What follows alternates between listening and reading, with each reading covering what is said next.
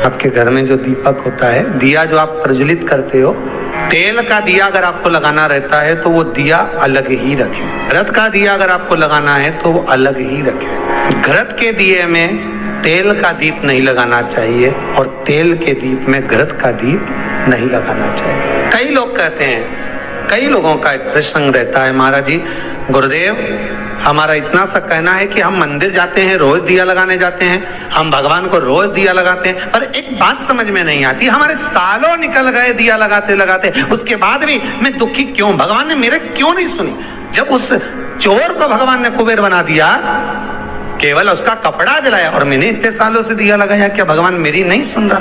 कारण हो सकता है तुम डब्बी तो घी की लेकर गई हो, बत्ती भी घी की लेकर गई हो, पर मंदिर में जो दिया पड़ा था जिसमें तुम बत्ती जला कर आई हो सकता है वो तेल की हो सकती है। कहीं ना कहीं हमारी गलती हो रही है, भगवान की तरफ से कोई गलती नहीं। भगवान तो हाला हजूर बैठा है तुम्हारा भंडार भरने के लिए, पर गलती हम करते कि हम दिया नहीं ले जाते। हम तो मंदिर के दिया उठाया और घी का था कि तेल का था, अपन ने तो बत्ती लगा दी।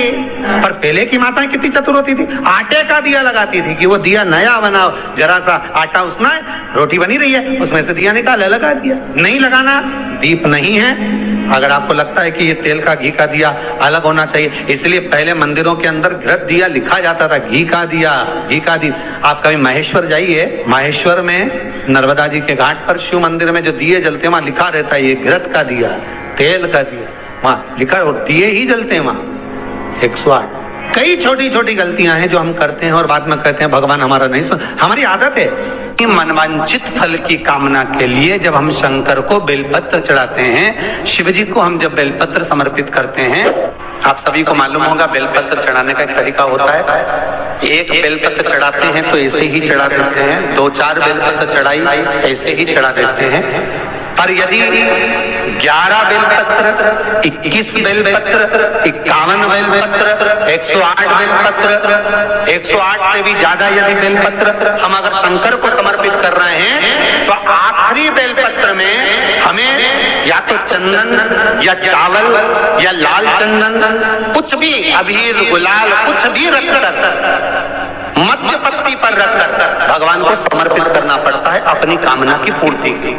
अगर हमने 108 ऐसी चढ़ा दी या 11 पत्ते ऐसी चढ़ा दिए तो उसमें कामना की पूर्ति नहीं है, और आखिरी 10 चढ़ा दिए तो आखिरी 11वीं बेलपत्र पे हमें कुछ रखकर देना ही पड़े। तो वो ये जरूरी नहीं है कि आप धन रख कर दें, पैसा रख कर दें या संपदा रख कर दें, उसमें अबीर गुलाल चंदन चावल जो तुम्हारा मन पड़े, पुष्प आदि उस पर रख। आपने देखा होगा, आप लोग तो करते रहते हो ना पूजा, तो जहाँ पंडित जी अभिषेक कराते हैं तो आखिरी की बेलपत्र पे वो लगा के सब दे ही देते हैं, लो चढ़ाओ। तो कभी आपने पंडित जी से पूछा कि आखिरी बेलपत्र पे आपने लगा के क्यों दिया? कोई लिख के रख लेता है नमः शिवाय, उसको रख देता संभाल के, सब चढ़ा देगा, उसके बाद वो चढ़ाएगा। उसका कारण क्या है?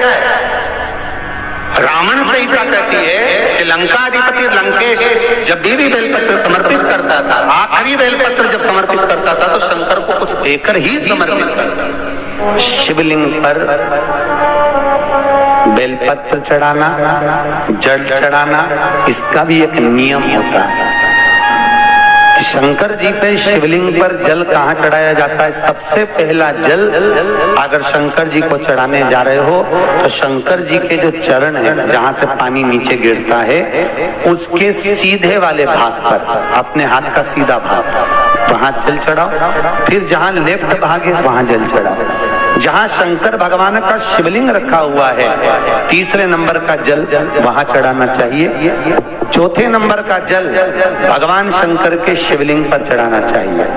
5वें नंबर का जल ऊपर अगर जलाधारी लगी हो तो उसमें चढ़ाओ। नी हो जलाधारी तो भगवान शंकर का जहाँ नंदी बैठा है, नंदी का एक पांव ऊंचा रहता है, उस पांव के पास में जल चढ़ाना चाहिए। ऐसे 5 स्थान दिए जल चढ़ाने के लिए। शिव जी का स्नान कितनी चीजों से होता है? 5 चीजों से, पंचामृत, दूध, बोलते जाओ, दही, फिर घी, शहद, फिर शक्कर। ये 5 चीजों का प्रमाण क्या है? शास्त्र कहता है दूध चढ़ाने से घर में संतान की वृद्धि होती है। दही चढ़ाने से भगवान शिव के, अगर शिवलिंग पर हम दही चढ़ाते हैं उससे परिवार में प्रेम बढ़ता है। क्या बढ़ता है?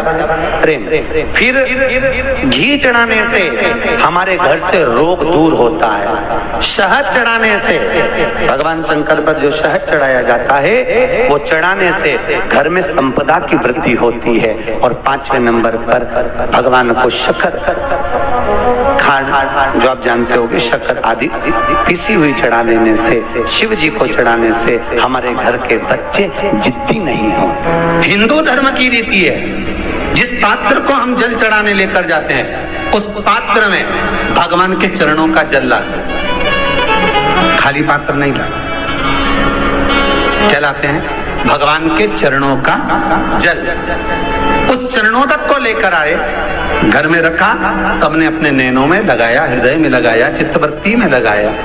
खाली पात्र हम लेकर वापस नहीं आ रहे हैं। शिव मंदिर में जब जब जाओ, जल चढ़ाने के लिए जाओ, पात्र तुमने शंकर जी को पूरा पानी चढ़ा भी दिया तो शंकर के चरणारविंद का थोड़ा सा जल पात्र में डाल के भले 2 बूंद लाओ, 4 बूंद लाओ, इतना सा लाओ, पर लाओ और उसको पूरे परिवार के नेत्रों में जब लेकर आए हो चरणों तक तो लगाओ। पर खाली पात्र नहीं लेकर आना। खाली पात्र लाने में ध्यान दीजिए, जब आप पूरा जल समर्पित कर देते हैं, जल समर्पित भी पूरा करना है। भगवान को चढ़ा रहे हो तो पूरा समर्पण होना चाहिए, पूर्ण समर्पण। इसलिए शंकर भगवान को अधूरा समर्पण नहीं, इसलिए श्रीफल भी पूर्ण चढ़ता है। शंकर जी के मंदिर में श्रीफल नहीं फूटता, पूर्ण श्रीफल। बेलपत्री भी पूरी, चावल का दाना भी चढ़ेगा तो आखा, फल भी चढ़ेगा तो आखा, फूल भी चढ़ेगा तो आखा। भगवान को कोई चीज खंडित नहीं चढ़ती, शिव जी को जल भी चढ़ेगा तो पूर्ण। शंख चूर्ण को समुद्र में डाल दिया, डालने से शंख चूर्ण राक्षस की हड्डियों से शंख जाति का निर्माण हो गया। सारे देवताओं पर शंख का जल चढ़ता है, पर भगवान शिव पर शंख का जल नहीं चढ़ता। अगर भूले से भी शंख का जल शिव जी पे चढ़ जाए तो 1000 गौ हत्या के बराबर दोष लग जाता है। इसलिए शंख का जल शिव को समर्पित नहीं होता, शंकर को शंख का जल नहीं। सोने का अगर शंख बनवा लो, चांदी का शंख बनवा लो तो आप भले चढ़ाओ, मना नहीं है, पर ओरिजिनल जो शंख होता है समुद्र से निकला हुआ, उसका जल शिव को समर्पित नहीं होगा, शंकर को नहीं चढ़ेगा। शंख किस काम आता है? जल्दी बोलो, है बजाने के? राम जी जल्दी बोलो, शंख किस काम आता है? हैं? शंख घर में क्यों रखा जाता है? गरुड़ घंटी घर में क्यों रखी जाती है?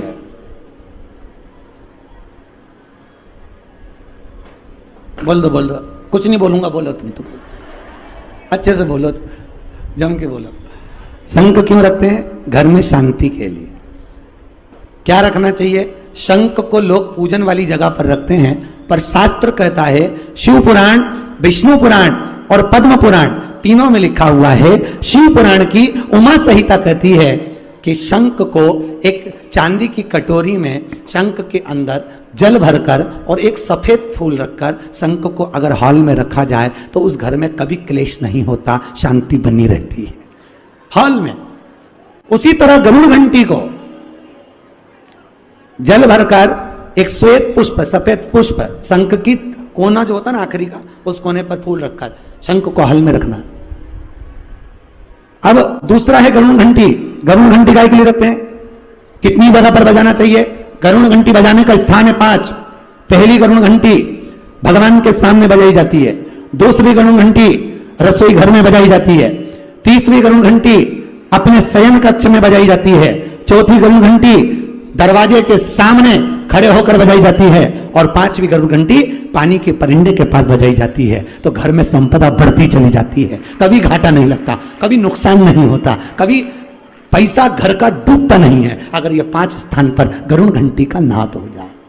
परंतु लोग भगवान के सामने रख देते हैं, बजाई थोड़ी देर वापिस रख। गरुड़ घंटी 5 स्थान। जैसे मंदिर का दिया नहीं बदलना चाहिए, मंदिर में जो दिया होता है ना, अपने घर में पूजन का दिया, वो 2 दिया कर लो, बस वो 2 दिए तुम्हारे 10 साल 20 साल चले, वो दिया बार बार नहीं बदलना। कितना ही काला हो जाए, धो लो मांझ लो, पर दिया वापिस वही होना। क्यों? वो दिया भगवान के सामने लग लगता सिद्ध हो जाता है। घर में अगर किसी को बीमारी हो जाए, रोग लग जाए, बुखार आ गया, नहीं उतर रहा, वो दिया पानी में गला दो, उसका पानी 21 बार उतार कर बाहर पटक दो या उसी पानी से व्यक्ति को स्नान करा दो, बुखार समाप्त हो जाता है। किसी डॉक्टर को दिखाने की जरूरत नहीं पड़ेगी, बुखार समाप्त। उस दीप की इतनी महत्वता होती है। दिए को उसको सिद्ध करिए, उसी दिए को लगाते रहो, लगाते रहो, लगाते रहो, धोते रहो, मांझते रहो, लगाते रहो, धोते रहो, मांझते रहो, लगाते रहो, पर वह दिया सिद्ध होना चाहिए। दीप की सिद्धता, पांव की बिछोड़ी, हाथ का चूड़ा और मंदिर का दिया हर कभी नहीं बदला जाता। क्या क्या चीज? जम के बोलिए। पांव की बिछोड़ी, हाथ का चूड़ा और मंदिर का दिया हर कभी नहीं बदला जाता।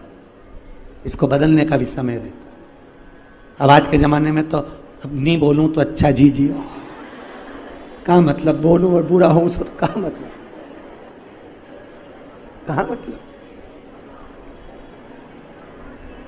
आज के जमाने में तो लोग कुछ भी पहन ले, कुछ भी धर ले, जो साड़ी वो कलर का चूड़ा, मुहूर्त देखा ना देखा, कौन सी घड़ी में चूड़ा हाथ से उतार दिया किसको मालूम। पर समय होता है, निश्चितता।